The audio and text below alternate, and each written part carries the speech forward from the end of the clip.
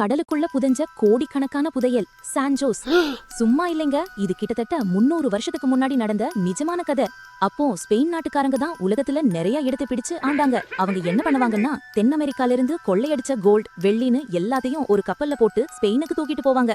அந்த மாதிரி போன கப்பல் தான் இந்த சான்ஜோஸ்ங்கிறது. இது வெறும் கப்பல் இல்ல, ஒரு பெரிய பொக்கிஷ பெட்டி. புதையல்னா சும்மாவா? இந்த கப்பல்ல எவ்ளோ இருந்துச்சுன்னு தெரிஞ்சா உங்களுக்கு தலை சுத்தும். கோல்டு நாணயம், தங்க காசு, வெள்ளி பாலங்கள், வெள்ளிக்கட்டிகள், அப்புறம் கண்ண பறிக்கிற பச்சை மரகத கற்கள். இன்னைக்கு கணக்கு போட்டா பல லட்சம் கோடி ரூபாய் தேரும்பாங்க.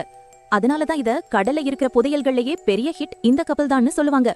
வருஷம் 1708 கொலம்பியா பக்கத்துல இருக்கிற காட்டஜினா கடற்கரைக்கு இந்த சான்ஜோஸ் கப்பல் வந்துகிட்டு இருந்துச்சு.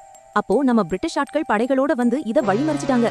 ஒரே சண்டைதான். சண்டையில எதிர்த்தாக்குதல்லையோ இல்ல கப்பலுக்குள்ள இருந்த மருந்து குடோன் வெடிச்சோ கப்பல் டமார்னு வெடிச்சு கடலுக்குள்ள போச்சு. கப்பலோட சேர்த்து அதுல இருந்த 600 பேருக்கும் மேல உள்ளேயே புதைஞ்சு போயிட்டாங்க. ரகசியம் உடைந்தது. சுமார் 300 வருஷமா உலகத்துல இருக்கிற புதையல் வேட்டைக்காரங்கெல்லாம் சான்ஜோஸ் எங்கே சான்ஜோஸ் எங்கேன்னு அதோட அட்ரஸ் தேடி அலைஞ்சாங்க. ஆனா அது ஒரு பெரிய ரகசியமாவே இருந்துச்சு. ஃபைனலா 2015ல கொலம்பியா நாட்டு ஆர்மியோட நேவி தான் கண்டுபிடிச்சிட்டோண்டாக நியூஸ் போட்டாங்க. இப்போ என்னன்னா, கப்பல் கிடைச்சிருச்சு, ஆனா புதையல் யாருக்கு சொந்தம்னு ஸ்பெயின் நாடும் கொலம்பியா நாடும் பெரிய சண்டை போட்டுக்கிட்டு இருக்காங்க. இன்னும் அந்த புதையலை வெளியே எடுக்கலைங்க. அது ஆழ்கடல்ல அமைதியா பாதுகாப்பா ஒரு பெரிய ரகசியமா அப்படியே இருக்கு.